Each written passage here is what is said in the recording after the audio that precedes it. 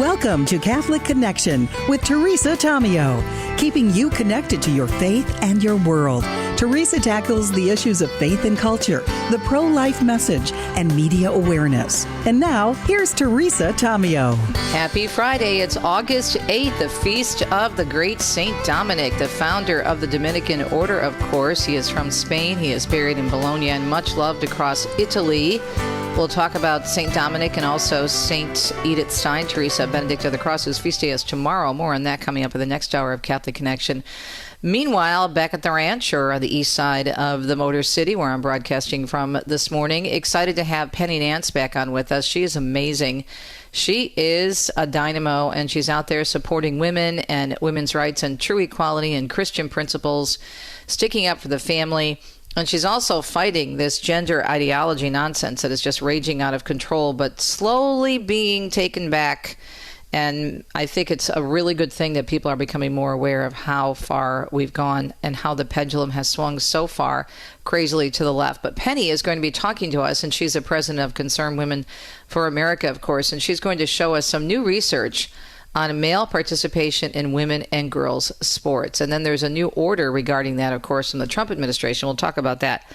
And my producer, Richard, as we were going back and forth and looking at the show rundown today, said, okay, why do we have to have an order? Think about that. We have to have something in writing saying no, men and boys cannot take part in women's sports. Welcome to the 21st century in the United States of America. Fact Check Friday, they think we're really stupid, as in the media and NPR and public broadcasting in general. So there was a story that broke last week. It broke last Friday. The press release went out on Friday afternoon that the Corporation for Public Broadcasting, after defunding was approved, is going to be shutting down, basically. And they're going to be laying people off, and they'll be on the air, I think, until the end of next month. And of course, they're saying it's so unfair. They're not biased. They've done a great job of reaching out to all Americans. Well, there's a much different story. And again, they want you to think that they're the best thing since sliced bread in terms of objectivity and balance, but it's just not true. The facts prove otherwise, including the fact that one of their own editors last year, who is openly liberal in terms of his politics, made no bones about that, but at least was a journalist and was able to, for the most part, check those opinions at the door. He said, this is ridiculous, and I'm leaving, because he couldn't get them to address the issues of extreme bias. And this is a man who is strongly leading to the left politically. His name is Early Berliner. As a matter of fact, when the story broke that they lost their funding, he did a big piece called Happy Independence Day, NPR. It's worth a read. And so we'll talk about, Patty Chase is coming up too this hour. My friend Patty, she works at my church in the Archdiocese of Detroit, my parish, St. Joan of Arc, but she's also the regional coordinator of catechetics of the Archdiocese, and she is the head of our OCIA program. She's fabulous. We're going to be talking about the Jubilee of Youth and Pope Leo participation and what that means to young people and the church in general. That's coming up at 39 minutes past the hour this morning on a busy Friday. So again, we have the news. We have Penny Nance from Concerned Women for America, Fact Check Friday, and then Patty Chase on the Jubilee of Youth and Pope Leo's participation. Now, Doug Keck has a day off today. He has a previous appointment, so we'll regroup with him next week as we take a look at the inside word. But you know what? Richard and I were talking. Father Mitch was on with us yesterday, and so as always, I check all of our news sites, the Register, Catholic News Agency, EWTN News Nightly, to see what's going on, Raymond Show. And I see this beautiful story about Father Mitch and this special that's airing tonight on EWTN regarding St. Edith, St. Teresa Benedicta. And then there's another special after that tomorrow. But Father Mitch didn't mention it to us. So we're going to mention it. And we will talk about that again a little bit later on in the program. All right, let's take a look at the weather. There's still some really stormy weather moving through, so keep this in mind, because apparently there's going to be a lot of rain. Rounds of strong to severe thunderstorms expected to impact the northern plains today, reaching into the upper Midwest by this weekend. And the threat of excessive rainfall is expected to reach northern Minnesota later this morning and tonight, shifting further south into Iowa, southern Wisconsin, and northern Illinois by the weekend as well. And then there's going to be triple-digit heat across the central and southern plains today. So keep that in mind, brothers and sisters, if you're in that area and need to be outside. It's a Friday morning. It is a feast of the great Saint Dominic, and it is time to check the news at 4 minutes past the hour here at EWTN.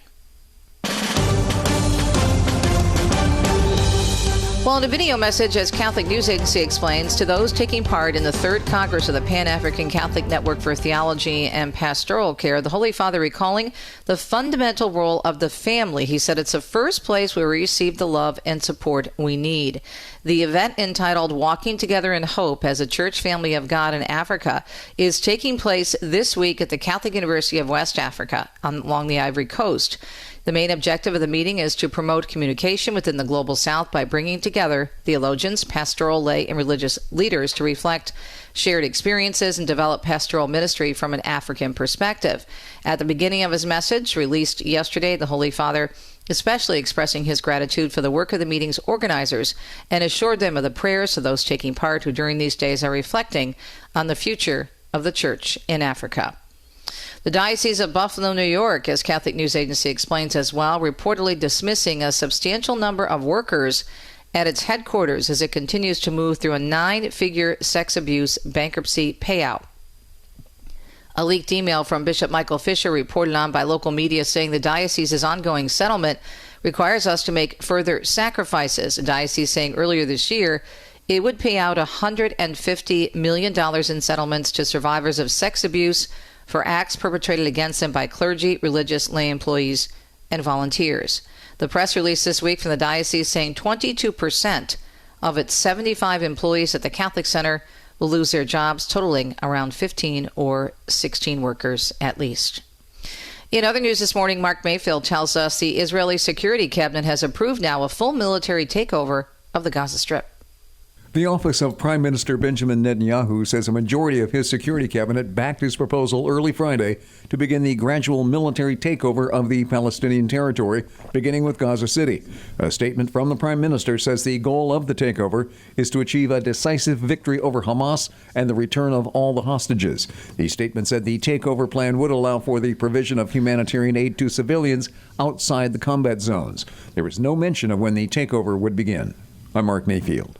A man accused of killing 2 Israeli embassy staffers in Washington, D.C. earlier this year will be in court, and that will happen today. Elias Rodriguez has been indicted on murder and federal hate crimes charges. He allegedly shot and killed Yaron Lashinsky and Sarah Milgram outside the Capitol Jewish Museum back in May.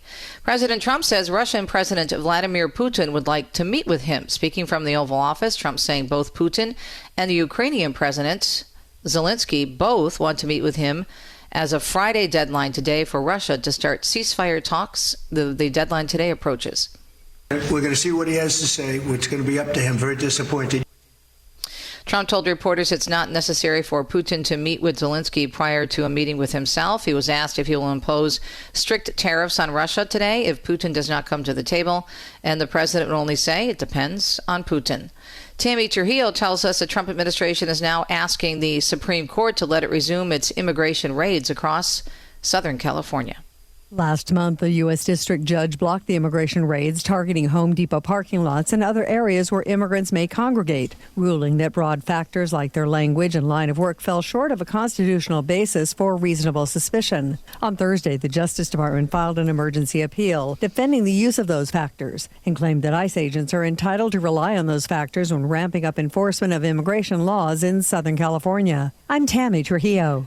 And the president is directing the Commerce Department to start working on a new census. The president making that announcement with a post on Truth Social, also noting that people who are in the country illegally will not be counted. The census is used to determine congressional representation, among other things, according to the president's post.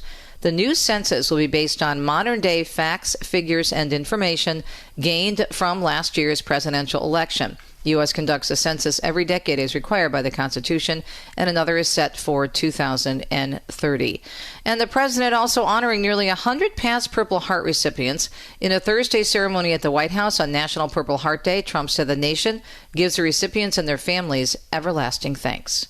And we're here to honor and celebrate the unyielding patriotism and grit and devotion to America's Purple Heart veterans is great emotion and great love. Some recipients in attendance included 3 veterans who gave their Purple Heart medals to the president following the assassination attempt on his life last year. The Purple Heart is America's oldest military decoration, honoring those killed or injured in combat. The Army, meanwhile, honoring the soldiers who took down the man accused of shooting 5 people at a Georgia military base this week. Among them, Staff Sergeant Melissa Taylor, a combat medic, who says she was in her office Wednesday when she heard a commotion. I saw a cloud of smoke at the end of the hallway, and there was a soldier laying on the ground, and I heard him yelling that somebody had been shot. So I sprinted over to the soldier and immediately started rendering aid. Yesterday, Army Secretary Dan Driscoll awarded 6 soldiers the Meritorious Service Medal for their actions during the shooting incident. 5 soldiers were hurt, all expected to recover. The accused gunman, identified as Sergeant Cornelius Radford, remains behind bars. The U.S. Marshal Service is offering a $10,000 reward for information leading to the arrest of Michael Brown, the man accused of killing 4 people in a Montana bar. But it's been a week since that deadly shooting at the Owl Bar in Anaconda, and authorities believe Brown may still be hiding in the area with camping gear. The leader of a redistricting effort in Texas, the Texas Senate, says he's hopeful there will be a vote today on the redrawn map. Senator Phil King says there have been similar efforts in special sessions dating all the way back to 1871. All states have very broad authority. This is recognized by the courts under the U.S. Constitution and its election clause to choose when to do redistricting. Meanwhile, the FBI has agreed to help track down the Texas Democrats who fled the state in protest of that redistricting. The request was made by Senator John Cornyn. We cannot allow these rogue legislators to avoid their constitutional responsibilities and make a mockery out of Texas. FBI agents will be assisting state troopers who were ordered by the governor to arrest those involved. Civil warrants have been issued, but local law enforcement cannot make arrests outside the state. Democratic strategist James Carville is issuing an apology to First Lady Melania Trump over discussing false information regarding her ties to late sex offender Jeffrey Epstein. Politics War Room podcast removed its episode from YouTube after receiving a letter from Melania Trump's lawyer. The First Lady took issue with Carville, accusing her of being introduced to Epstein by Trump. Melania shared a post on X addressing the incident, which included an image with a transcript of Carville's apology, along with a crossed-out screenshot of the episode. The Gifford Fire in California burned more than 99,000 acres of land that is now 15% contained. Multiple evacuation orders remain in place in Santa Barbara and San Luis Obispo counties, with new evacuation orders issued yesterday. The fire began last Friday afternoon. The fire, burning mostly in rural areas, is the largest in California this year. CAL FIRE says the flames are primarily headed toward the Arroyo Grande area. Crews will be dealing with hot and dry conditions throughout the weekend. The FAA says it plans to hire nearly 9,000 air traffic controllers over the next few years. The agency releasing a plan yesterday showing how it will address the shortage of air traffic controllers in the U.S. It added, however, that it expects to have only about 1,000 additional controllers by the end of 2028 because of washouts among its recruits. We do hope your Friday is going well. It is Friday, August 8th, the Feast of St. Dominic. And if you have a copy of my book, Italy, Shrines and Wonders, published by EWTN, you want to turn to page 172.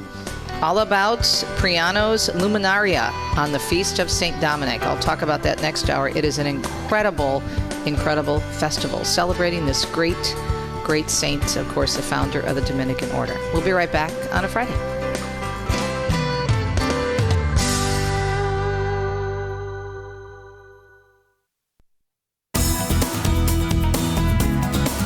We call this program Catholic Connection because we keep you connected what's happening in the culture and the church, the body of Christ. Welcome back, Catholic Connection on a Friday. Doug Keck will return with us next week for our inside word of all the great programming. But don't forget, you can always go to EWTN.com. And we'll have more on that next hour. So excited and honored to have Penny Young Nance back with us. She's the president and CEO of Concerned Women for America. Penny, I want to say happy summer. I know we're now moving into August and people start thinking about the fall, but it's still summer on the calendar. How are you? Haven't talked to you in a while. Yes. Oh, yes. I've missed being on, and it's great to be back with you, Teresa. And, I'm not tired of winning. This is a great time to be in America, and we've got a lot of great things happening. We've got to keep it moving forward. Amen. Okay, let's talk about this issue of this transgender agenda. You put out a press release, your fine organization, regarding just how crazy it's gotten in terms of male participation and female sports. They've stolen so many medals from women. And the first question I have for you, Penny, have we heard anything from the national organization, the so-called national organization on women? Where are they on this? I haven't heard a peep. No, in fact, they've betrayed women. And, I really think they're a diminished organization. When you talk, we have Young Women for America chapters, Teresa, we have about 350 around the country. And when I mention that organization, they look at me with blank faces, like they don't even know who they are. So the good news is that conservative women are thriving and growing and finding their voice, and we're standing up to the left. And, it's really crazy. The women that worked hard to get Title IX passed in order for women to have full participation in sports are turning over in their graves today. Women like Patsy Mink, who was a Democrat from Hawaii, and no one would think she was conservative, but she saw a need and moved forward and made progress and won. And now today, women, when I was growing up, there wasn't much opportunity for women in sports. And my daughter played soccer and lacrosse and, had everything available to her, just like the boys did. But now you've got, again, young men stepping in and taking away trophies and records and scholarships from women. And for a long time, it took a while. CWA was at the forefront as early as 2016 and even before, even back in the 90s, talking about this issue, warning people what was happening. And people just thought we were making it up or being alarmist. But sadly, we were right. And now we're seeing the devastation.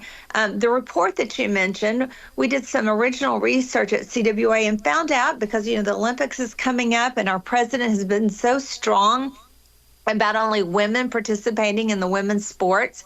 But we found out that that women have lost about 2,000, just under 2,000 gold medals. And that doesn't count silver and bronze and all the other placements. And this is in over 10,000 sporting events and then about $500,000 in prize money. And so that's just one little glimpse into what the destruction has been. And, it doesn't count all the girls who didn't get to go, didn't get on the sports team at all, or just missed going to the finals and being able to play in front of college scouts because a boy took her spot. So there's a lot of work that still needs to be done. We're making progress, but we won't be satisfied until every school, every state has a policy and a state law, and then also that these women who have lost have been made whole. They need to be given back their records. They need to be given back their trophies.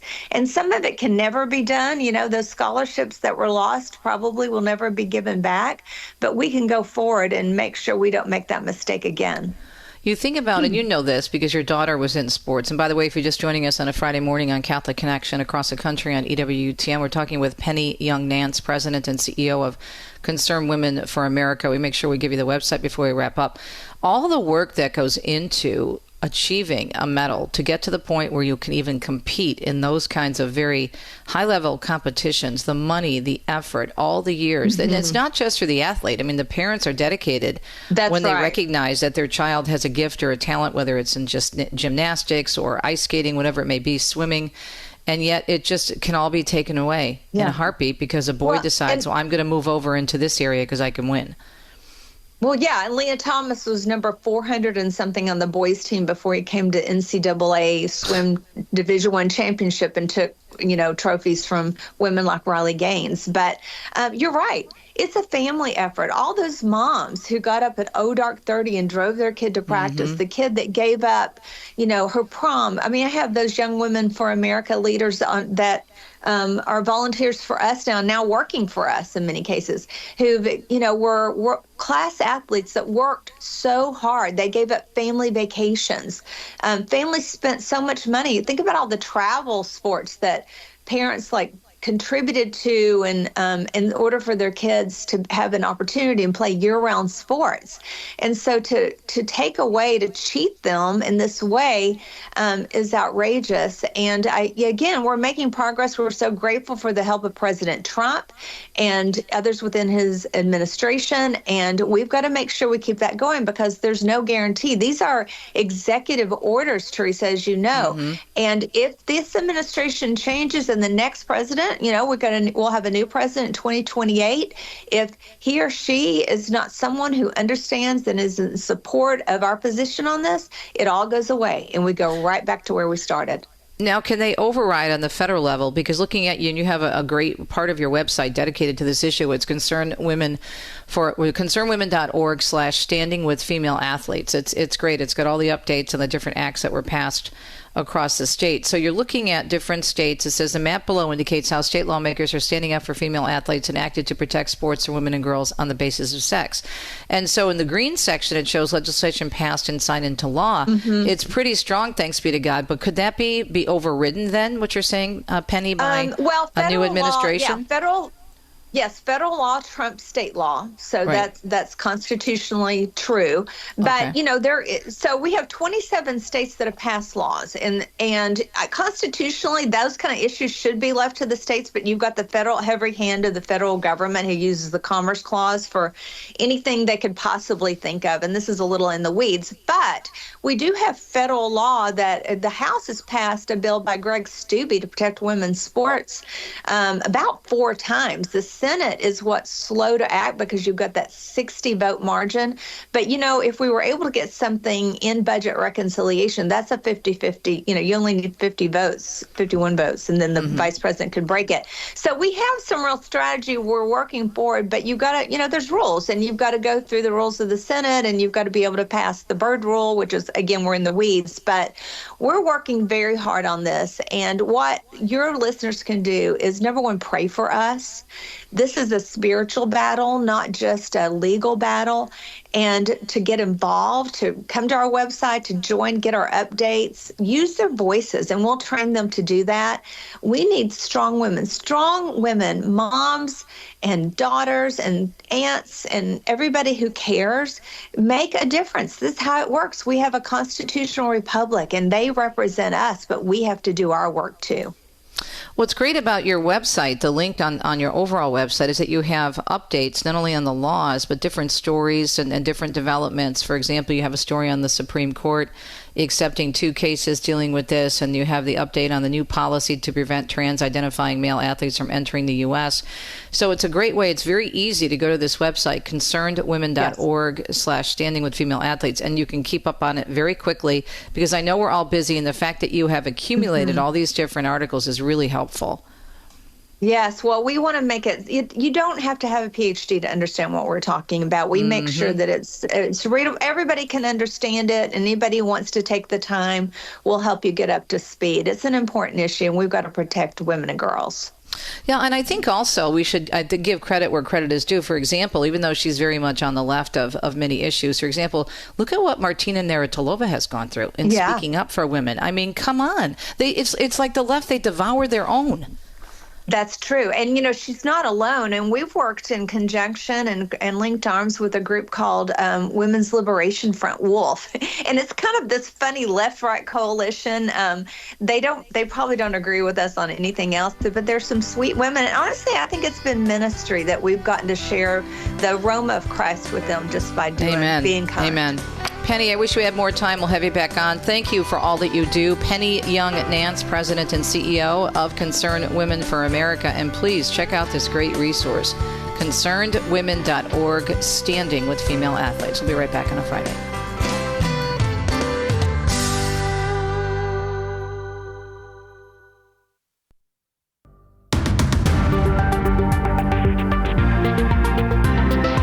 Minutes past the hour. I do hope your Friday is going well. It's Friday, August 8th, the feast of the great Saint Dominic. Tomorrow is a feast of another great saint, a doctor. Well, I think she's a doctor in my own mind. I think I'm Freudian slip here. I hope she is a doctor someday, and I think she will be. Teresa Benedicta of the Cross. We'll talk about both those saints in the next hour. In the meantime, we have our Fact Check Friday. So I'm not sure how many of you are aware of this. It kind of slipped under the radar. Now, here's the deal with news stories. If you want to put out a bad story, and this is just basic news 101, and Vanessa Denhagarmo and I, also running our own communications company, know this with clients and how they try to not get people to pay too much attention to the bad news. So if you're issuing a bad news story, you issue it on a Friday. Why? Well, first of all, because news operations, especially nowadays, they slow down over the weekends. They have a shorter staff. They don't have as many people to cover stories. And, the big wigs, the editors and the anchors and whatnot, they're heading home for their weekend. And so the stories can easily be buried or bypassed completely. Now, last Friday, it was a pretty big story 1 week ago today, and we haven't had a chance to really talk about it on this program. And we're going to do more on this because this is a very, very big story. You heard, of course, that in the Big Beautiful Bill, they did cancel the hundreds of millions of dollars over the years that Corporation for Public Broadcasting has been receiving from the government, from us, from you and me, from taxpayers. So as a result of that, and this happened pretty quickly, the Corporation for Public Broadcasting announced last Friday that it's shutting down. Shutting down. So that means they are going to be wrapping up their operations by the end of September. That's what they said in the statement. Now, this is pretty big news. And it's really important for those of us who care about balance and objectivity, especially when you're looking at an outlet like NPR. And as I said, this segment, we're calling it They Think We're Stupid. And they really do. When I say they, I'm referring to that pronoun. I'm referring to the secular media who just love NPR and PBS overall, the Corporation for Public Broadcasting, the overall umbrella group that oversees these outlets. Because they have been, for the past, I would say, 20 years, more than that, putting out a very, very leftist agenda. And there was testimony in Congress, if you recall, earlier this year, and Jim Jordan from Ohio really nailed it in terms of interviewing the head of NPR and trying to get her to have some sort of a come to Jesus moment in terms of reality, and asked her if she knew that every single member of her staff in Washington was a registered Democrat. And he asked her if that were true, if she knew of it, would that be a problem? Well, first of all, she said she wasn't aware, which I totally don't believe. And secondly, she admitted that it would be an issue. Duh, yeah. And why is that? Because newsrooms are supposed to be very similar to the country. It's supposed to be a melting pot with different people representing different groups, so those voices can get heard. And even if everyone is of groupthink, as Bernard Goldberg first said in his fantastic book that came out many, many years ago called Bias, even if there is an unfortunate, let's say, groupthink in terms of the way everybody feels outside the newsroom about political issues, they should remain outside the newsroom, as opposed to taking those opinions and using them to direct your coverage one way or the other. And so Jordan and others pointed out case after case, story after story to the head of NPR a few months ago. And she still is digging in her heels, insisting that they're not partisan. They're totally objective. Now, what I find really compelling is when you think about how the left has embraced NPR and all of PBS, where are the big money people? NPR goes on, if you have a public broadcasting station, most of us do in their area, they have their own, what we would call Catholic media, pledge drives or fundraisers, right? For both TV and radio. And so they would go to the public and they would offer, I don't know, special CDs or a special package, a special gift bag, one of those little totes that says, your station on it or whatever. And you'd get a Bocelli, CD or something else, or maybe a video to raise money. In addition, on top of the money that people were donating, they would receive funding from the federal government. And I was relieved to find out that they were shutting down because they don't service, in terms of news, they don't service anybody any longer unless you're a member of the extreme left. And that's not really serving anyone, because you need to have information about both sides of issues so you can come to the truth about it and make a decision, right? Well, that doesn't happen and hasn't happened for years in the majority of the secular media, including NPR and PBS. But anyway, so they're raising money, they have these fundraisers, but where are all these big money donors, these big pocket people? these billionaires and millionaires that rally around them, but then there's radio silence. How come they are shutting down so quickly? Why didn't they reach out to these big spenders and say, hey, we've helped you guys in your causes. How come you're not helping us? So there's a very interesting summary of this on the Newsbusters website, newsbusters.org. And so they take a look at some of these big mega-rich media donors and say, well, gosh, why aren't they supporting public broadcasting, NPR and PBS and other programs that were defunded by the GOP? For example, the mega-rich backer of The Atlantic has a net worth of $11 billion a year and thought to be even higher today. George Soros, at 94, has a fortune in the vicinity of $7 billion, with billions more in his Open Society Foundation. And Bill Gates, $115 billion, and his ex-wife Melinda, $30 billion. The article goes on to say any one of these left-leaning billionaires could single-handedly make up the $535 million that NPR, PBS, and local stations were getting annually from taxpayers before Congress zeroed out their subsidies. And if $500 million a year is too much for one zillionaire, half a dozen of them or more could share the burden without feeling a pinch.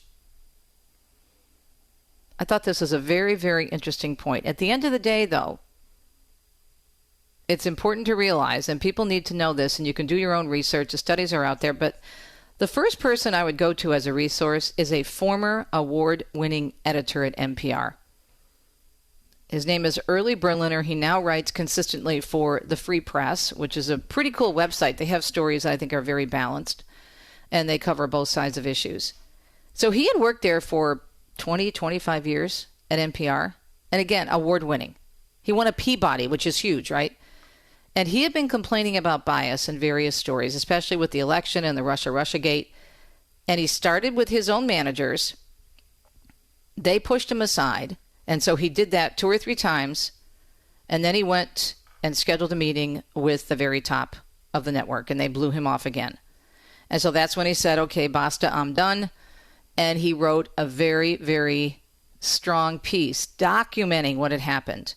Documented the lack of sources and all the sources for their stories and how they were extremely left-leaning, and talked about the negativity toward people who are conservative versus praise, consistent praise for people on the left. And this is a man who comes from a very liberal family from Northern California and openly said, I have never voted Republican in my life, but that has nothing to do with it. And it doesn't. Now, granted, as I say in my book, Noise, we all bring a certain amount to the table, our backgrounds, our family experience. Yes, we get that. But at the end of the day, as reporters, you're supposed to at least strive for objectivity, at least make an effort.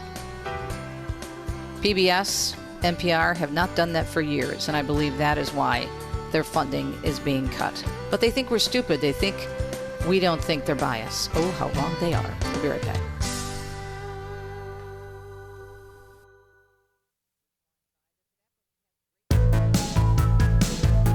Wow, this hour is flying by. That's what happens when you have great guests, including my friend Patty Chase, who, full disclosure, as my mother Rosie would say, whom she knew very well, is from my parish, St. Joan of Arc, and she is retired from the AOD, the Archdiocese of Detroit, as a regional coordinator for catechetics for the Archdiocese.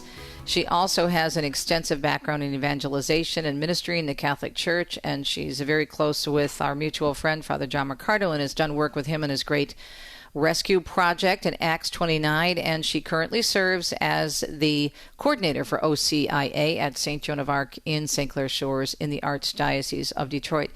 And Patty, so great to have you on again. And I know you've been following, as someone who heads up OCIA and does so much in our parish and elsewhere in evangelization, following closely the Jubilee of Youth, and it really moved you, didn't it? Good morning. Thanks for joining us. Oh, thanks for having me, Teresa. It's really good to talk with you. I get really excited about watching Pope Leo and the way he's interacting with people over just the whole spectrum of life.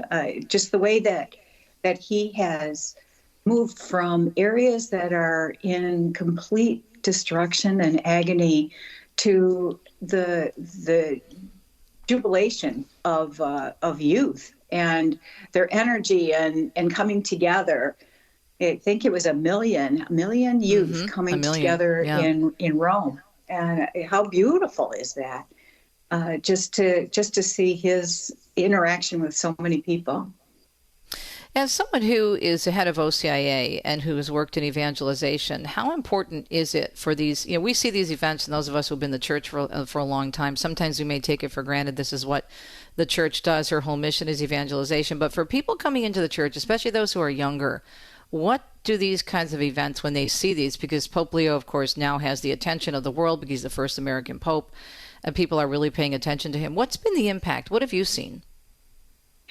What I've seen is just the online impact, more so than in other generations. That our young people are online a lot. They're scrolling. They're clicking on all different kinds of links, and when we were talking before about young people coming into the church, the online presence is often what has grabbed them to at least explore the church. And I believe that that's what's happened with our youth as well, is they see a community, they're attracted to the joy and the challenge of it, and see something that they want to be part of. There's always an initial draw, and it's something the Lord has a way of using those little things to put that desire on our hearts. And whatever way someone answers that call, he'll use that to bring you closer to him. So I can see that happening with our young people. I was looking at the photographs of it felt like miles and miles of sleeping bags waiting in vigil for the Mass this past weekend. And then Pope Leo coming in, and what he told them was that the Lord is knocking at the window of your soul. How much that can speak to an individual heart, that he's not just talking to this mass of humanity out there in sleeping bags. He's talking to me as a person, and that he's calling me. So it's just, to me, it's really encouraging, because that's what I'm hearing. I was talking to a woman last week who said, I really want to get my grandson to be baptized. And so she brought him to Mass this past weekend, and I didn't see her, but one of the team members did. And it was funny, because a bunch of them ended up at 12 o'clock Mass. And this young man was there, and after the Mass, he said, "Grandma, I want to be baptized." Aww.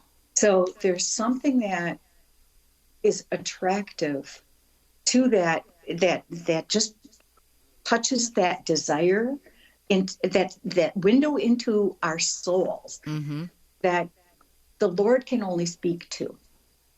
So, you can come as a parent, grandparent, and say, "I want you to be baptized," but the Lord has a way of using just those brief moments, whether it's online or in a mass community, sitting in a field, or one-on-one at Mass. Doesn't it remind you, because you and I are old enough to remember the World Youth Days with Pope St. John Paul II, that same type of vibrancy and reaction, and you see the Pope, now Pope Leo, going by in the Pope Mobile, and these young people just sobbing, just they're moved. The Holy Spirit touches their hearts, and they just lose it. I mean, I had that experience when I covered him in New York many years ago. I was very close to the Pope Mobile, and he came by me, and I just, John Paul II, I burst into tears. But there is something about, when you understand, even if you don't have, let's say, a theological knowledge of the Vicar of Christ and what that means, when you even think about whom the Pope represents, and that he is, the apostolic succession, it can be overwhelming just to stop and think about that and be in that kind of, someone's presence at that level. Yes. And he has a way of connecting just in his, I want to say in his demeanor, but the way he engages and makes eye contact with people, that the interviews that I've read is that he'll stop and he'll recognize somebody, and even if it's just a smile for a nanosecond, that they feel connected to him. And I had that same experience, Teresa, when Pope John Paul was here when he was here at, oh gosh, I'm going to date myself, Pontiac back to the Silverdome. Silverdome. Yes, I remember that. I covered it. Yeah. Mm-hmm. Yeah. And I was only about maybe 10 people back from him, and it was exhilarating just knowing that this person, this man, is the head of the church on earth. He's the leader of our Catholic Church, and to be that close to him, there's a unique relationship that's, even though he would never know me in the crowd, that I'm drawn to that. And I think there's something that happens in a young person's soul that recognizes that there's something bigger than me. Yeah. This is larger than me. It goes way beyond what I can do myself and who I can be myself. But in this community of believers, in this universal church, I've got a place and I matter. Mm-hmm. Well, I pulled up his homily. I just want to share. I know you've heard this and read this. He said to the young people at his homily at the wrap-up Mass last week, "And let us not deceive our hearts by trying to satisfy them with cheap imitations. Rather," he suggests, "let us listen to them. Let us turn this thirst into a step stool like children who stand on tiptoe in order to peer through the window of encounter with God. We will then find ourselves before him who is waiting for us." And this is what you mentioned, Patty, knocking gently on the window of our soul. It is truly beautiful, especially at a young age, to open wide your hearts, to allow him to enter, and to set out on this adventure with him toward eternity. And this adventure, I think sometimes we as Christians think, okay, well, I'm going to commit to Christ and then I'm done. Okay, I've given my life over and then I can just go along my merry way and have my life. But the Lord and our relationship with him requires us to allow, to open wide our hearts all the time, not just once. It's not a one and done deal. Right. We just keep going deeper. Mm-hmm. It's fathomless. And it does. It just opens wider and wider. I was talking with a group the other day, and I said, remember that image of Christ knocking at the door in the garden? And I always say, what do you notice about this? I know the answer to this. Oh, Mr. Cotter. I raised my hand, but you go ahead. I'll let you answer the question. Yes. Yeah. I know what you're talking about. Go ahead. So what did you notice about that painting? I noticed that there's no doorknob on the outside. That's right. Mm-hmm. That's right. There's no doorknob. That it takes the person on the inside to open the door. But once you open the door just a crack, it lets that light of Christ in. And no matter how slim that opening is, he'll take advantage of it, and he'll touch that very window of your soul. He'll get to the depths of your soul. And Teresa, you just mentioned something about adventure. Sure. And I think there's something to that too, as far as young people go. There's when everything is so explicitly defined on TV, it's so graphic. Right. And you even look at a video game, and it's like, well, is this a real photograph or video footage, or is it animated? Sometimes it's hard to tell. That we want to enter into that adventure. We want that sense of adventure, but we want to know that it's real. That I'm not just opening that door or that little crack to let something else, something that's fake, come into my life. Something else that Pope Leo said that really struck me in the homily. He said, we're not made for a life where everything is taken for granted and static, but for an existence that is constantly renewed through gift of self in love. And we aspire to something more. And if we just get people to accept that, not just the young people, which is huge, but all of us, because we get very, stuck in our ways and think, okay, well, I'm in this area. And even if we're doing something that's really good, I mean, whether it be in our families or whether it be, in the church, God wants us to keep coming to him so we can grow more. And he may have you in one area for a time and then move you somewhere else, or he may keep you in the same area, but challenge you a little bit differently in that area. And it's always such an adventure, but we have to say, okay, as Rosie, and you remember my mom saying this, Patty, offer it up to God and put it at the foot of the cross, right? Yep. Monsignor Mike's homily this morning, embrace your cross, take up your cross or crosses, and it's yours. It's yours to take. Yep. But he's that's channeling true Rosie too. He still channels my mother. Well. I think so. I think everybody does at St. Joan. She left an impression. Well, Patty, thank you for this, and I look forward to having you on again because you have such a unique insight, being the head of OCIA, but also your extensive background in catechesis with amazingly large archdiocese and all the great work you did over the years at not only St. Joan but also the AOD. And it's exciting to see. And I love watching this when we go through that process with those people who are deciding to become Catholic with the Office of Christian Initiation of Adults and that process. So many unique stories. So thank you, my dear. I'll see you at Mass this weekend, I hope, and really appreciate all that you do for St. Joan and for the Archdiocese of Detroit.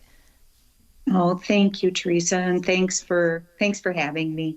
Oh, you're welcome. You're a great wealth of information and encouragement. Patty Chase is from the Archdiocese of Detroit, again, serving as the OCIA coordinator for St. Joan of Arc, but also serving many years as the coordinator of catechesis for the Archdiocese of Detroit, and also working very closely with Father John Mercado and the Rescue Project. And she has a great background in evangelization. We'll be right back to let you know what's coming up in hour number 2 of Catholic Connection on this, the Feast of St. Dominic. San Domenico, pray for us. We'll be right back.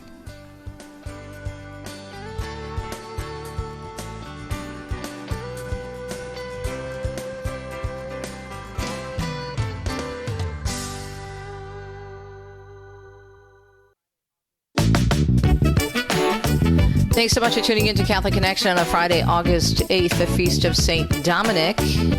Tomorrow is the Feast of Teresa Benedicta, so we'll talk about both saints in 2 cents. You don't want to miss that coming up. And also, we're going to talk about young people. Speaking of young people, there was a beautiful youth, or actually Catholic singles conference. We're going to discuss that in detail, which, of course, many young people attended. And Anastasia Northrop, who's a director of the conference, will be joining us. I just want to have you think about something in terms of an adventure with the Lord. Don't be afraid to let go and let God.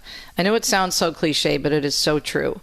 If the Lord sees you to it, he's going to see you through it. And not only that, it's not just about surviving a change in our life, but it's about growing from it and getting really excited about what God is doing. And here's a little homework assignment for you this week. And I want you to look up online on YouTube, or you can go to his website. One of my favorite music artists is Stephen Curtis Chapman. And there's a song that came out long time ago called The Great Adventure.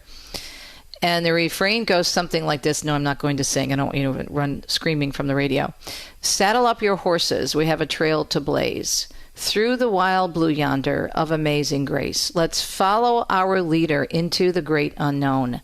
This is life like no other. This is the great adventure. I love that song. I never get tired of playing it because we are on an adventure with the Lord. And it is fun. It is exciting. It's like putting the hands up, and going down that roller coaster ride. Woo! Here we go. You never know. But the Lord always has the best plans for us. Jeremiah 29:11. For I know the plans I have for you, says the Lord. Plans not to harm you. Plans to give you hope in the future. Never forget that. And never, ever, ever tire of being on this incredible adventure. More adventurous items to discuss coming up in about 3 minutes. We'll be right back.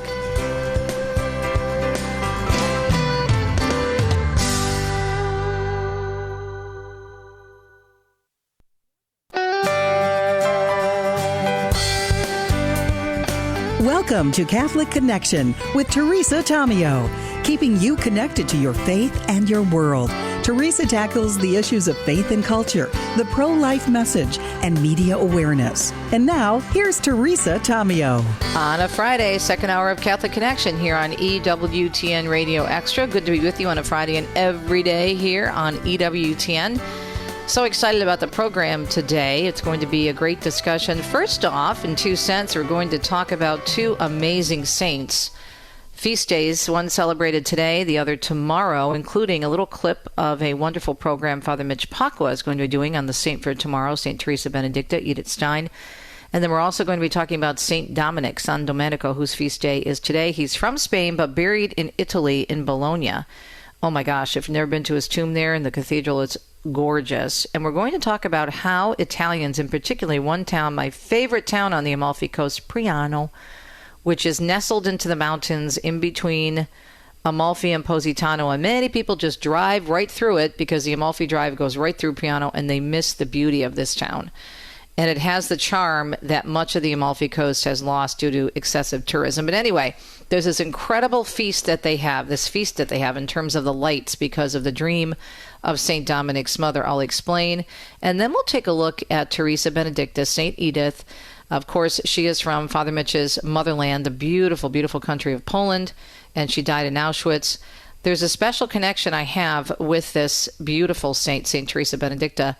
First of all, because she's a Carmelite who came to Christianity and then Catholicism and then the life as a Carmelite because of my patron, St. Teresa of Avila. After reading her autobiography, she said, "This is truth." But there's a story, something that happened to me when I was reading a book about her. And there was a statue, apparently, at the Vatican I had not seen of her. And I couldn't figure it out because I'd been to the Vatican so many times. But anyway, I'll tell you that little story. And if I have time, another story related to the Eucharist. But anyway, that will be our 2 cents segment, my 2 cents on these amazing, great saints and how they need to be celebrated. And then we'll have a delightful conversation with Anastasia Northrop. She's the director of the National Catholic Singles Conference. And we'll talk about the fruitfulness of the Catholic Singles event. So that will be our program for today on a Friday as we wrap up this hour. Of course, the second hour of Catholic Connection here on EWTN's Radio Extra.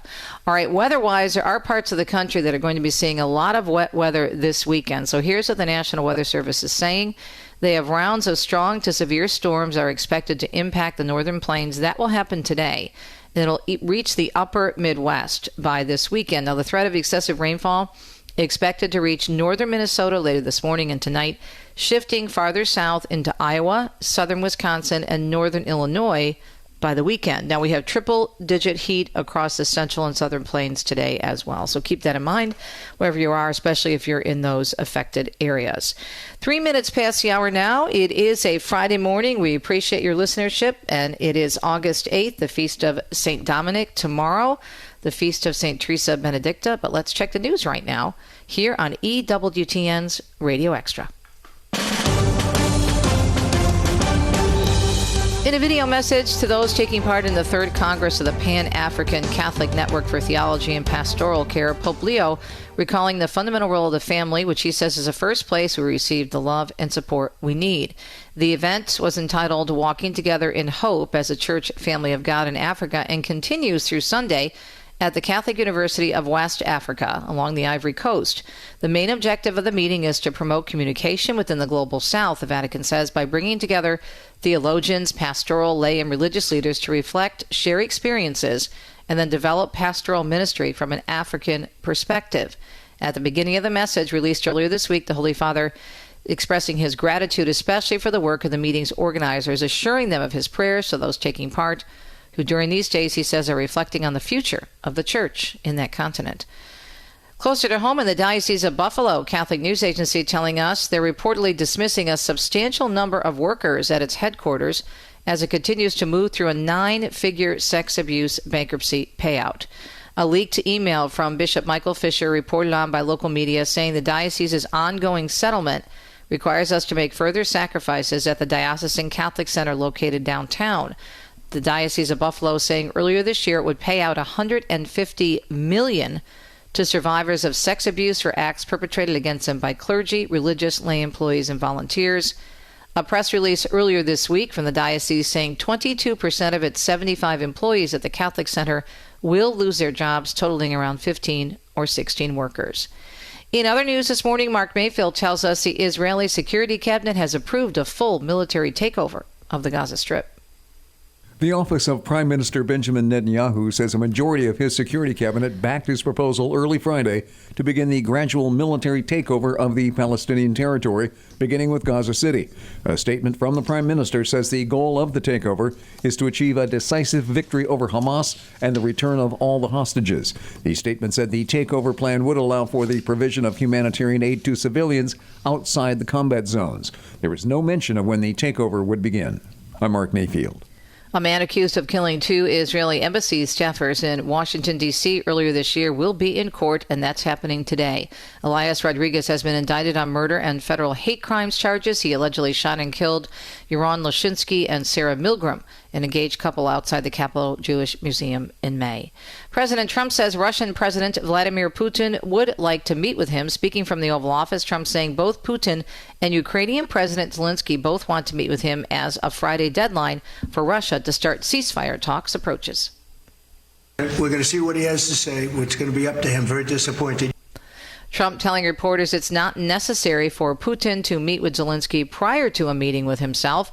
He was asked if he will impose strict tariffs on Russia on Friday if Putin does not come to the table, and the president would only say it depends on Vladimir Putin. Meanwhile, Tammy Trujillo tells us the Trump administration is asking the Supreme Court to let it resume its immigration raids across Southern California. Last month, a U.S. district judge blocked the immigration raids targeting Home Depot parking lots and other areas where immigrants may congregate, ruling that broad factors like their language and line of work fell short of a constitutional basis for reasonable suspicion. On Thursday, the Justice Department filed an emergency appeal defending the use of those factors and claimed that ICE agents are entitled to rely on those factors when ramping up enforcement of immigration laws in Southern California. I'm Tammy Trujillo. The president also directing the Commerce Department to start working on a new census. The president making the announcement with a post on Truth Social and also noting that people who are in the country illegally will not be counted. The census is used to determine congressional representation, among other things. According to the president's post, the new census will be based on modern-day facts, figures, and information gained from the presidential election of 2024. The U.S. conducting a census every 10 years as required by the Constitution, and another is set for 2030. And the president also honoring nearly 100 past Purple Heart recipients in a Thursday ceremony at the White House on National Purple Heart Day. The president saying the nation gives these recipients and their families everlasting thanks. And we're here to honor and celebrate the unyielding patriotism and grit and devotion to America's Purple Heart veterans is great emotion and great love. Some recipients in attendance included 3 veterans who actually gave their Purple Heart medals to the president following the assassination attempt on his life last year. The Purple Heart is America's oldest military decoration, and it honors those killed or injured in combat. The Army is honoring the soldiers who took down the man accused of shooting 5 people at a Georgia military base this week. Among them, Staff Sergeant Melissa Taylor, a combat medic who says she was in her office Wednesday when she heard a commotion. I saw a cloud of smoke at the end of the hallway, and there was a soldier laying on the ground, and I heard him yelling that somebody had been shot. So I sprinted over to the soldier and immediately started rendering aid. Yesterday, Army Secretary Dan Driscoll awarded 6 soldiers a meritorious service medal for their actions during the shooting incident. 5 soldiers were hurt. All are expected to recover. The accused shooter, identified as Sergeant Cornelius Redford, remains in custody. And the U.S. Marshals Service offering a $10,000 reward for information leading to the arrest of Michael Brown, the man accused of killing 4 people in a Montana bar. It's been a week since a deadly shooting at the Owl Bar in Anaconda, and authorities believe he may still be hiding in the area with camping gear. The leader of redistricting efforts in Texas in the Senate there says he's hopeful there will be a vote today on the redrawn map. Senator Phil King says that there have been similar efforts in special sessions dating all the way back to 1871. All states have very broad authority. This is recognized by the courts under the U.S. Constitution and its election clause to choose when to do redistricting. Meanwhile, the FBI agreeing to help track down those Texas Democrats who fled the state in protest of redistricting. The request was made by Senator John Cornyn. We cannot allow these rogue legislators to avoid their constitutional responsibilities and make a mockery out of Texas. FBI agents will be assisting state troopers who were ordered by the governor to arrest those involved. Civil warrants have been issued, but local law enforcement can't make arrests outside the state. Democratic strategist James Carville is issuing an apology to First Lady Melania Trump over discussing false information regarding her ties to late sex offender Jeffrey Epstein. The Politics War Room podcast removing its episode from YouTube after receiving a letter from her lawyer, the First Lady taking issue with Carville accusing her of being introduced to Trump by Epstein. Melania shared a post on X addressing the incident, which included an image of the transcript of Carville's apology, along with a crossed-out screenshot of the episode. The Gifford Fire in California burning now more than 99,000 acres of land and is 15% contained. Multiple evacuation orders remain in place in Santa Barbara and San Luis Obispo counties, with new evacuation orders issued yesterday. The fire began last Friday afternoon in the Los Padres National Forest near Santa Maria. The fire burning mostly in rural areas. It is the largest in California this year. CAL FIRE says the flames are primarily headed toward the Arroyo Grande area. Crews will be dealing with hot and dry conditions throughout the weekend. And Daniel Martindale, meanwhile, tells us the Canyon Fire has burned more than 4,800 acres of land in Los Angeles and Ventura counties with no containment. The fire started at about 1:30 Thursday afternoon near Lake Piru. It then spread east toward Castaic. 6 areas are under evacuation orders, with 2 other zones under evacuation warnings. The fire is primarily threatening the communities of Hasley Canyon and Hathaway Ranch and is heading toward Valverde. There are no reports of injuries or property damage. I'm Daniel Martindale. The FAA says it plans to hire nearly 9,000 air traffic controllers over the next 3 years. The agency releasing a plan on Thursday showing how it will address a shortage of air traffic controllers in the U.S., adding, however, that it expects to have only about 1,000 additional controllers by the end of 2028 because of washouts among its recruits. It's almost 13 minutes past the hour. I hope your Friday is going well. It is August 8th, the feast of the great Saint Dominic, the founder of the Dominican order, and he's a Spanish saint, but he is much loved in Italy. And when we come back, we will talk about that, including a festival that I have yet to see, because we always seem to be back in the States in August, but it happens in my favorite coastal town in Italy, Priano, which is just south of Positano, north of Amalfi on the Amalfi coast. They have the Luminaria, a celebration of St. Dominic. And you can learn more about it by going to my book, Italy, Shrines and Wonders, published by EWTN, page 172 and 173. And then speaking of saints, our very own Father Mitch Pacwa is going to have a special tonight about a saint from his beautiful, beloved land of Poland. That's where his family is from. That's also where St. Teresa Benedicta of the Cross is from. We're going to play a promo for that beautiful presentation that will be on EWTN, and then there's also more to come on the saints, including, I'll tell you my story, a connection with St. Teresa Benedicta. There's several. I think I only have time for one, but we'll do our best. You're listening to EWTN's Catholic Connection, the second hour here on Radio Extra. We'll be right back.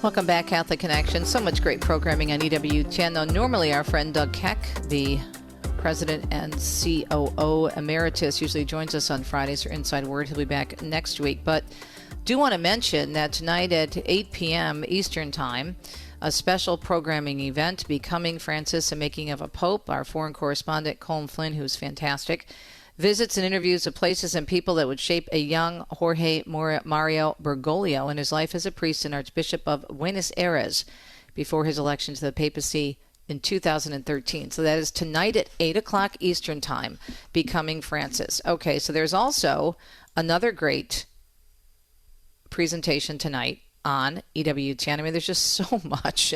You try to keep up with everything that we do, and it's just crazy. That's one of the reasons why I have Doug on with me every week to talk about it, because there's just so much to cover.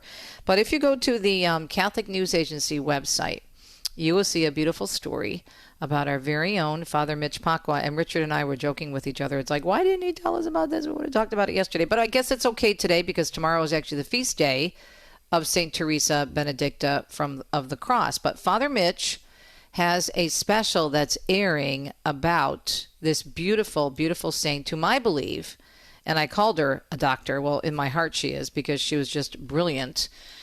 And oh my goodness, she would make a great doctor of the church considering her contributions and her writings even before she became a saint. Pretty phenomenal.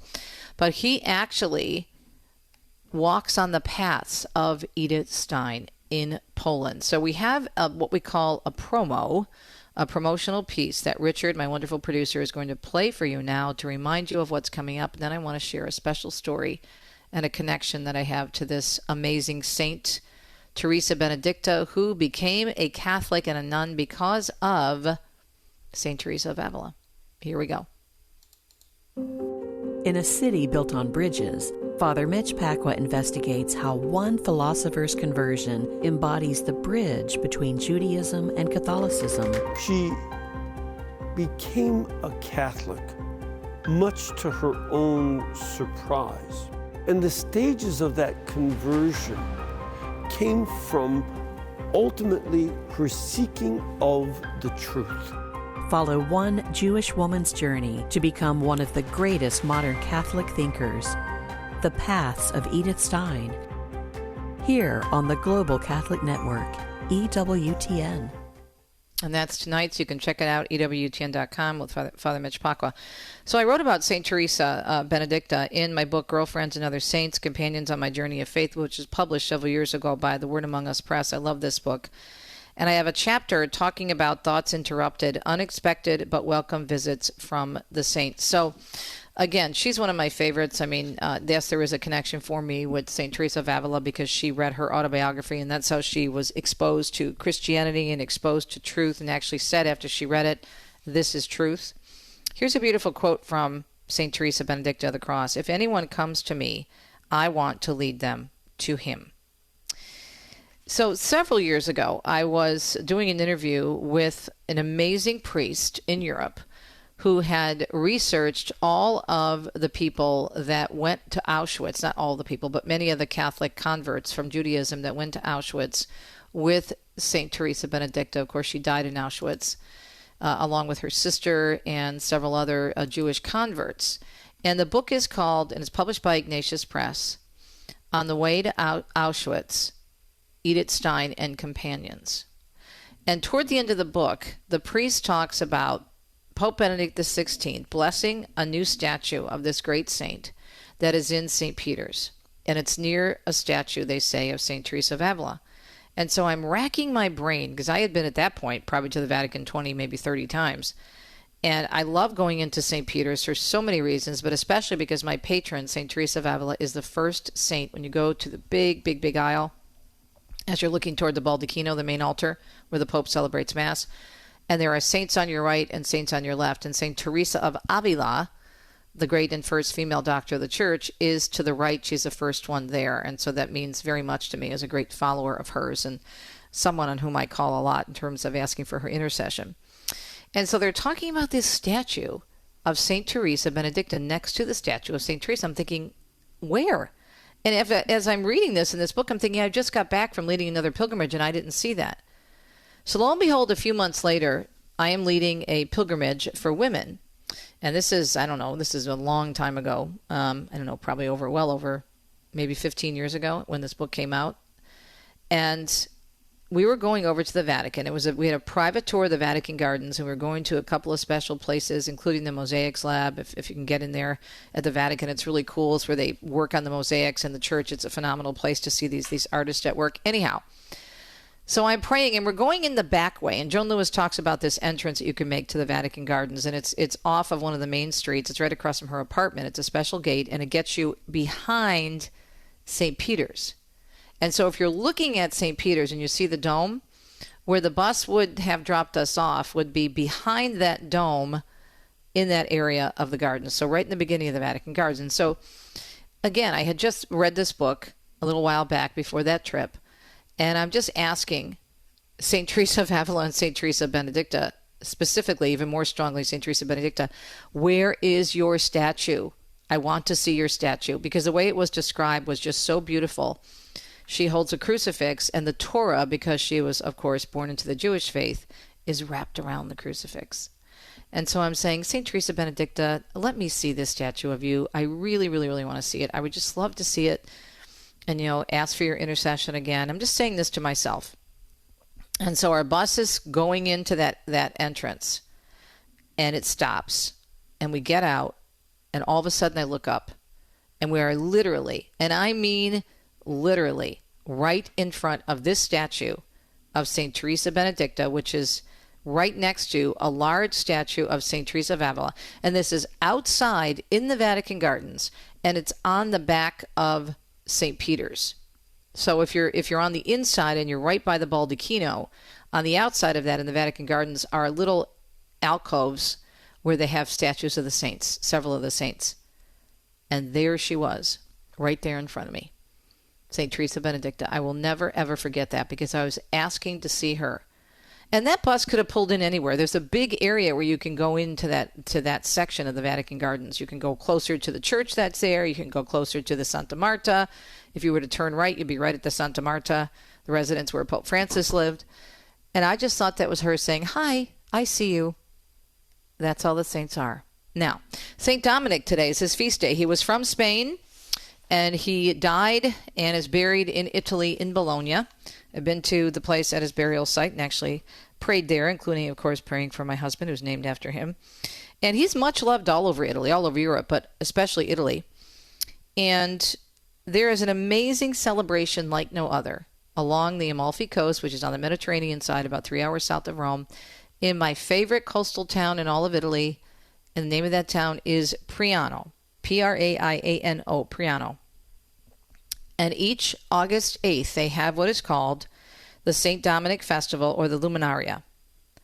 And what they do is they put lights or candles or some sort of a luminaire everywhere. Everyone who lives there is asked to put a little candle, or maybe, some sort of maybe a battery-operated candle on their balcony or in their window. And the young people of the town actually go down to St. Gennaro Church, which has a beautiful piazza along the Amalfi Coast, looking outside to Positano. Mosaics all on this floor in front of the church. And so the kids are required to bring candles and outline every single line of these mosaics. And so the whole town in front of San Gennaro is all lit up with special lighting in honor of St. Dominic, because his mother had a dream right before she had him of a dog racing with a torch in his mouth, bringing the light of Christ. And so those lights or candles represent the light of Christ, and they celebrate it big time in southern Italy along the Amalfi Coast. Now, in addition to all of those candles everywhere the eye can see, they also have a wonderful presentation, celebration, processions involving acrobats and flames and all kinds of activities on this, the Feast of St. Dominic. Pray for us. We'll be right back.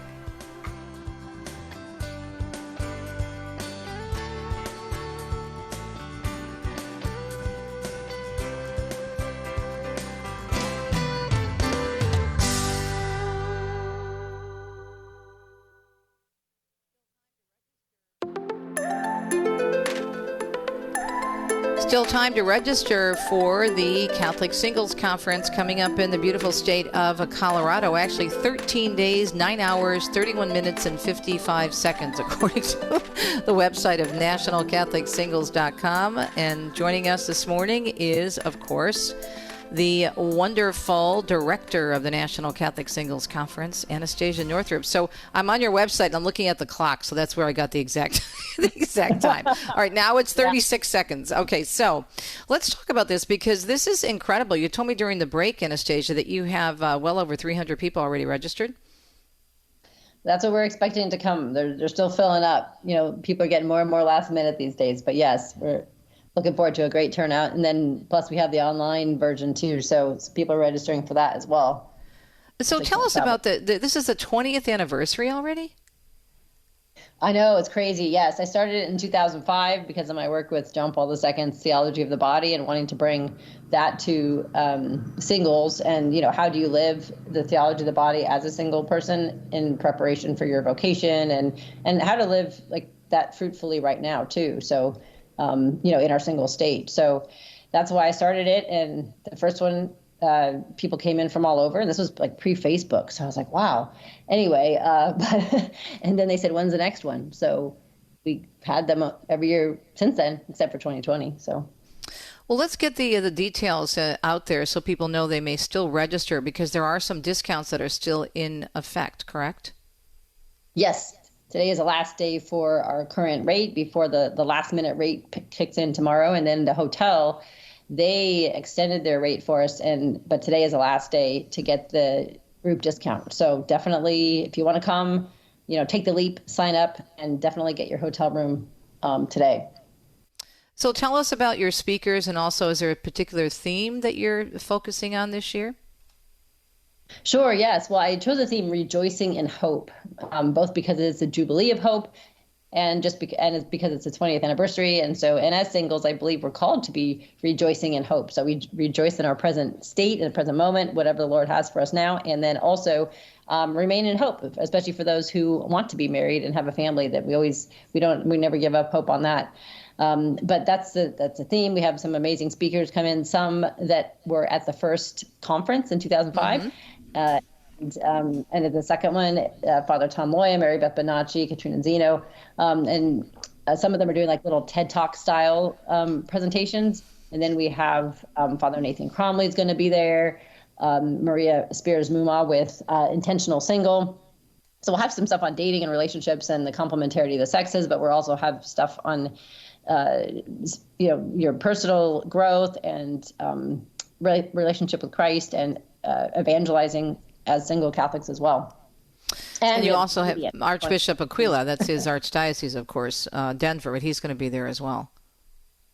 Yes, I'm very excited. He's celebrating our Mass for us on Saturday, so he will be These there. are great speakers. I'm proud to say I know several of them and have done events with them. Mary Beth Bonacci is fantastic, and then Katrina Zeno is great, and she's a wonderful writer. This is really a good mix of people, of both men and women. So what do you think going into this conference? I mean, you're doing well with the sales, and it's continued to grow. What are some of the issues for 2025, Anastasia? Well, back in about 20 years ago, I wrote a talk called Why Are We Still Single? And I've continued to update that because now even more so than before, I think we have two issues. One is there's a lack of connection, and people, because of technology and smartphones and social media and everything, even though it's meant to connect people, it's kind of helping people not be actually connected, and there's a higher rate of loneliness.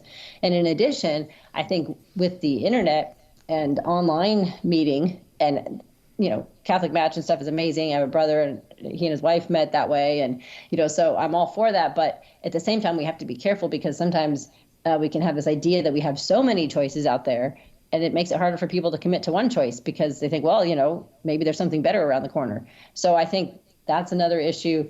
And there's not as many places for people to meet. We don't have the barn dances and the, the church functions for singles like there used to be. So I think it's really important both that, it's not some sort of, meat market thing, right? But for the sacrament of marriage, you need another person to enter that sacrament, right? And we want more holy families and good marriages and stuff. So this is a great way for people to meet and connect in a very comfortable, organic fashion, in a place that it's like a big retreat, because we have Mass, adoration, confessions, and so you can, work on your spiritual life, and then at the same time socialize and meet a lot of different other people who are like-minded and also, faithful Catholics. So these are great speakers. What are some of the topics? Do you give them topics about which to discuss, or do they pick them on their own? Sure. Well, it was a combination of both, because I always like to have kind of a balance. So I talk with the speakers about, what their fortes are, et cetera. But Father Thomas Loya will be, his gift is with theology of the body, and right. Male-female complementarity. And Katrina Zeno is going to be doing one regarding your relationship with the Trinity. Bill St. Cyr will be there speaking about the topic of rejoicing, since that's our theme. And we also have Maria, who's going to be speaking on dating and relationships, and in a very practical way, what are things that we can do practically in our life to help that. Mary Beth Menashe, she's opening for us as she did 20 years ago. And then, of course, we have Josh Harris, who's our comedian, and Father Nathan. He always hits it out of the park, right? So he's going to close for us. And we actually have Dr. Alexander Harb, who is going to be speaking about his new book, Kingdom of the Heart. And he approaches it from a perspective of bringing in some of the riches of the Eastern Church and the Desert Fathers and things. And he's also single himself, so he can speak to that, being in that state and living that kind of the tightrope in a certain sense that we all walk as single Catholics, not, still hoping for a vowed, settled state, but not there yet. So. Yeah, I think it's a beautiful event, and I love the speakers, I love the lineup, and I love the theme especially. When we come back, we have about a minute and a half before we take a break. Could you briefly highlight the positive fallout of this conference over the years? What have you seen, Anastasia? A lot of relationships as far as friendships. People tell me all the time that they've made lifelong friends. We do have people that have realized that the church is not just about your Mass on Sunday, but have come to a deeper relationship with Christ, become more alive in their faith. There's mission trips to Mexico to serve at an orphanage that's serving God's kids. And then there's marriages. Several people have gotten married, including my sister and her husband, and they have 7 children, so beautiful nieces and nephews. So we have the whole range of fruits of the conference, and it's just a big, joyful celebration, honestly. Looks like you got some good dancing going on too. I looked at the video. It looks like a lot of fun. I love to dance, so I thought that's really fun. You have the dancing going on too. You got to get out there and boogie, right? Boogie for the Lord. Oh, yeah. Amen. I love it. All right, want to remind folks there's a great website with all the information for the National Catholic Singles Conference, which is coming up in, as I said, just about 13 days. And there are still some discounts available. Today is the last day for those discounts. So go to nationalcatholicsingles.com, nationalcatholicsingles.com. All the information is there. You can register for in person. It's in Denver, beautiful Denver, Colorado. Of course, the Archbishop, one of my favorite archbishops, Archbishop Aquila, is going to be there. He's awesome. And then so many great speakers as well. But we'll have more with the director of the conference, Anastasia Northrop, when we come back on a Friday. Again, check it out, nationalcatholicsingles.com, nationalcatholicsingles.com for all the information. Stay tuned.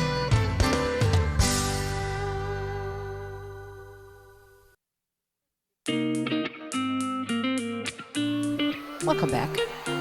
Just talking to my guest during the break. My wonderful guest is Anastasia Northrop. She's director of the National Catholic Singles Conference, which is coming up in about 2 weeks. You can still save some money, though. Go to their website. They have a discount available, and you can check it all out. You can come online or in person, nationalcatholicsingles.com. So let me ask you, Anastasia, we were talking about this during the break. How many people are looking for community versus, well, this is going to help me understand the best way maybe to find a spouse, or what it's like living until I find that right person? Because there's probably a lot of people who maybe have not only have accepted their singleness, but also embrace it in terms of, this is what the Lord has for me maybe, and I'm going to enjoy it, right? I'm going to make the most of it. Yes, I definitely see that as well. And I think that's why it's such a great resource for people and a great place to come, because as singles, we don't have the built-in community that somebody does if they, are married or in a religious vocation in a monastery, something like that. And so this offers that opportunity, and people come and they realize it's just wonderful to be encouraged and kind of like have a little shot in the arm that, I'm not the only single person out there. And because sometimes at Mass, the homilies can be directed towards marriage and family for good reason, right? But I have heard many times over the years that singles often feel that they're invisible or overlooked. And so this way you can come and say, hey, I'm not the only person that's single. And these are wonderful, beautiful people. You know what I'm saying? Like sometimes people are like, oh gosh, a singles thing, but no, these are like the cross section of the people in the pew. So there's people that have never been married, and people that are annulled, divorced, widowed. And so it's, a wide variety of people come. So I think whether you're coming hoping to meet somebody or you're coming just for the community, you'll be happy. Though I would say if you're, you can meet plenty of people, but I cannot guarantee that your future spouse will 100% be there. So make sure you brought your expectations to just enjoy whatever God has for you in the moment, Right. Well, what I find somewhat frustrating and stereotypical, people put singles in a box. I think they also put married women like myself who don't have children in a box, and they assume that, oh, well, you didn't have children, so you must be miserable, or you're not married, so you must be miserable. And they don't realize that maybe God had another calling on our life. And I try to explain to people, well, here's why I am doing what I'm doing now is because my husband and I discovered we couldn't have children. And, when we cleaned everything up in our life and went to confession and got rid of all the yucky stuff, including contraception, we were open to life, but it didn't happen. And I found out, in terms of when I went to see my spiritual director, that you don't have to, the church says you have to be open to life, that you don't have to have children. But if you choose not to adopt as a married couple that can't have children, then you need to live sacrificially for the church, which is what we obviously decided to do. But people put so many times, and I'm sure singles get this, oh, you must really want to get married, or, oh, you must really want... Now, I love children, but it was just never in the cards for me, and I have a very happy, fulfilled life.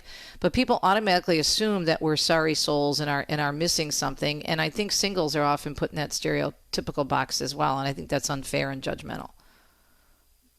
Yeah, no, and I think your point there about being fruitful in the church in another way, John Paul II said in Love and Responsibility that spiritual parenthood and that kind of fruitfulness from our relationship with him, that is for everybody, regardless of your state in life. So, so you can live that out, with biological children, but also I always encourage people, like, you have your godchildren, you have nieces and nephews, you have that you can serve in the church, and that, if all the people that were single were active in their parishes and serving, or parishes, and also just maybe homeless ministry and pro-life ministry and all these different ministries, that would be the church would be a different place, I think. So we are called to have that, and it is fruitful that way. Our lives are fruitful. So I think, and definitely, yes, if people do kind of assume that, or they say, oh, well, you're single, and so you just have all the time in the world, and you don't have all these burdens of marriage and family, right? But I think it's always important to be not judging on either side of it, right? Right. Everybody's on a journey, and the Lord calls us each differently, and it may change, for someone who's single, but maybe not. But there are a lot of people who have embraced the single life and are making the most of it. And I think they should be, encouraged, and also that we shouldn't judge them and say, well, you have to do this, you have to do that.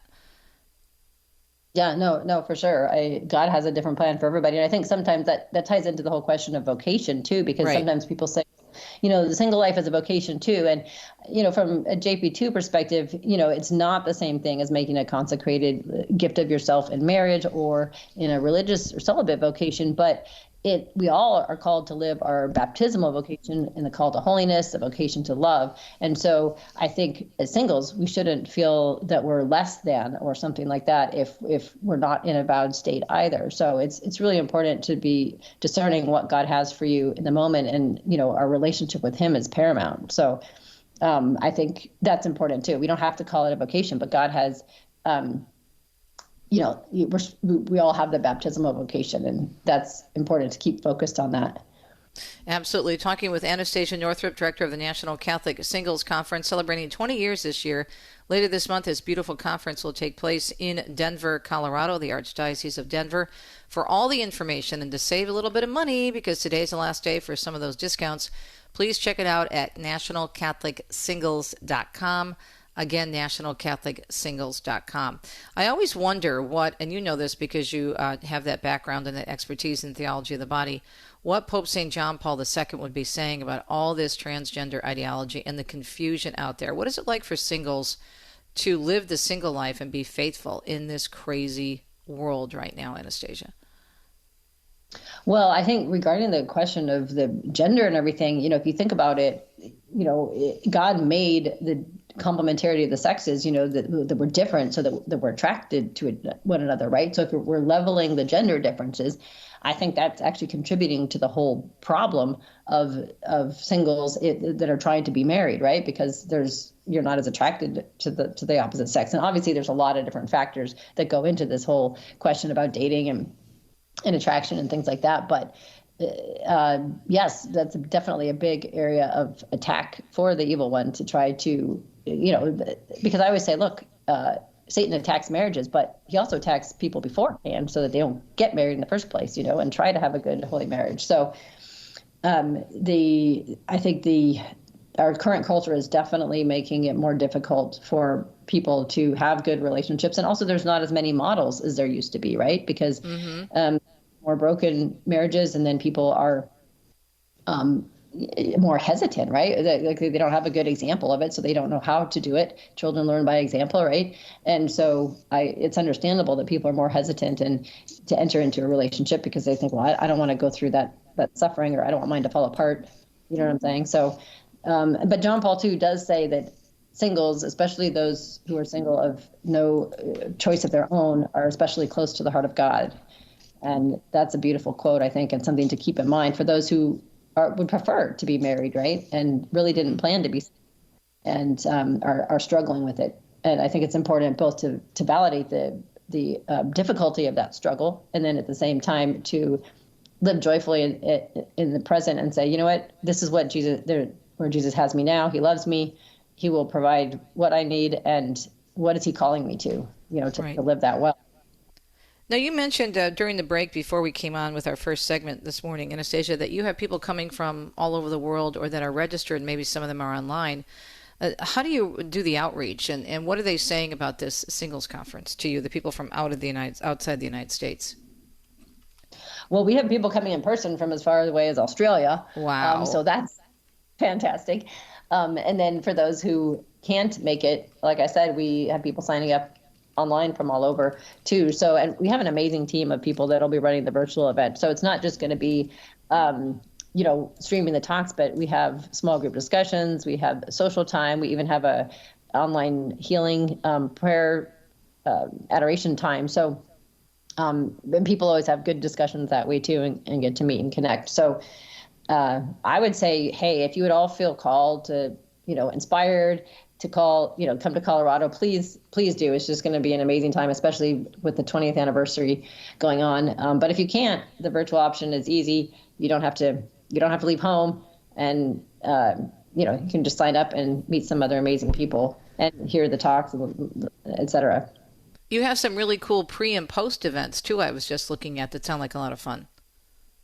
Oh yeah, well, wonderful team of volunteers. The first pre-event or post-event, was in Colorado in 2005, and one of the volunteers invited people on a hike and to his house for pizza afterwards, and like 70 people went. So wow. Ever since then, we've had, I know, he's very hospitable. That's a lot of pizza for 70 people. So yeah, it just used to start a couple things after the conference, and now it's become a whole thing where people fly in as early as Monday or Tuesday, and they're doing Jubilee pilgrimages to the different shrines in Colorado that are Jubilee sites, the cathedral and Mother Cabrini Shrine. And then there are also, there's a baseball game, there's whitewater tubing, electric biking, there's 3 or 4 different hikes. Dinner, there's zip lining, there's Garden of the Gods, there's a Beatles tribute concert that's happening at Red Rocks there. So there's something for everybody. And so if you want to just come in early and have fun, some people just say, hey, this is, my vacation. I know I'm going to be in a good spot. I was going to say that. That's a perfect place to take your, end of summer vacation. I mean, Colorado's so beautiful, Oh, yeah, you can't beat it. So there's a lot to do, and got a great team of volunteers that are leading those. I think ziplining sounds fun. I think that sounds like fun. Yeah, well, it's like 2 of the, I think, longest zip lines in Colorado. So it's the place to go ziplining for sure. Yeah, well, the beauty must be phenomenal from up there. Yeah, I mean, I'm one of those adventure seekers. I mean, I'm not one to. I did parasailing once years ago down in Cancun, which is phenomenal. I mean, I'm not a hiker. It's so much so that I'd like to hike off in the woods, because my idea of roughing it is a Hilton without cable. But I think that I think the zip lining is fun. It'd be a cool thing to do. All right. Well, we're going to give you last chance to about 2 minutes left to encourage people, Anastasia, to come, because I mean the positive fallout from this is just so beneficial in so many different ways in terms of, as you were mentioning earlier, Mary Beth Bonacci, who's a riot. I love her. She's a great speaker. I mean, the fact that you can have community, people of like-mindedness, and all sharing a love for the Lord and the faith, and to be having fun. That's the thing. We can have fun as Catholics, right? Oh, yes. Yes. I think sometimes we don't have enough fun. Exactly. And that's a great way to connect to people, is because you're having fun together and just enjoying, a fun time. We have a social. We have our JP2 reception on Saturday night. We're actually doing, I forgot to mention this, but we're doing a Catholic version of the dating show game. Oh, how cute. Wow. Yeah, so that a couple years ago, and it was a riot. So that'll be a lot of fun. And then we have a celebration breakfast for the 20th anniversary on Sunday, Rosary Walk, confession. And we have a Byzantine morning prayer. We're going to have a Scola for Mass on Saturday. So we kind of have the whole range of what, the beauty of the church, right? And adoration. And so you really can't go wrong, honestly. And I always look forward to here. And once the conference comes, it's just amazing to see everybody coming together and having such a good time. And it's so rewarding. And we'll have some amazing sponsors and exhibitors there too. So yeah, honestly, what have you got to lose, right? Right. And what a great way to have a great vacation and be close to the Lord and to other people, again, who are single and are looking, I would say, for the love of the Lord in all the right places, like that old country song, well, kind of said differently, but you get the drift. Again, the website is, let me give it to you because there are some discounts that are still in effect, nationalcatholicsingles.com, and there are also pre and post events, as Anastasia said, and they are some really cool, fun events as well. Check it out, nationalcatholicsingles.com. God bless you, Anastasia. Can't wait to hear how it goes. Sounds like it's going to be a huge hit again for the 20th anniversary of the National Singles Conference. We'll be right back on a Friday morning edition of Catholic Connection. Stay tuned.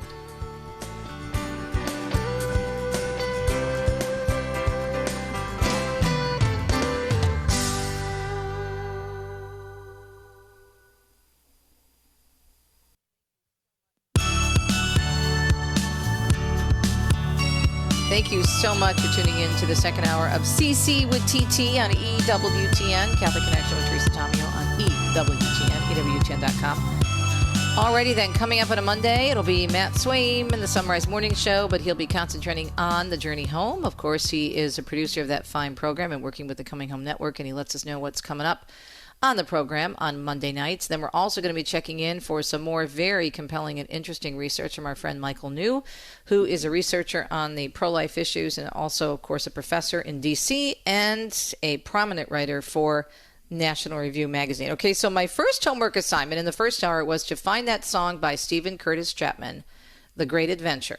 Okay? And if you're frustrated or struggling with where the Lord is taking you, remember this is an adventure.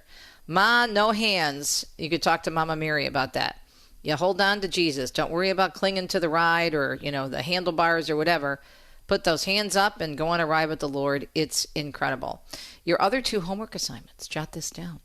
Make sure you can either watch or record Father Mitch's program tonight on St. Edith Stein, Teresa Benedicta of the Cross. Look her up, Teresa Benedicta of the Cross. And you might even want to find out about the book, Edith Stein and Companions, and it was published by Ignatius Press several years ago. And last but not least, you can look up the St. Dominic Festival in Priano, Praino, to check it out. Have a great weekend. We'll talk to you on Monday. God bless. Ciao, ciao.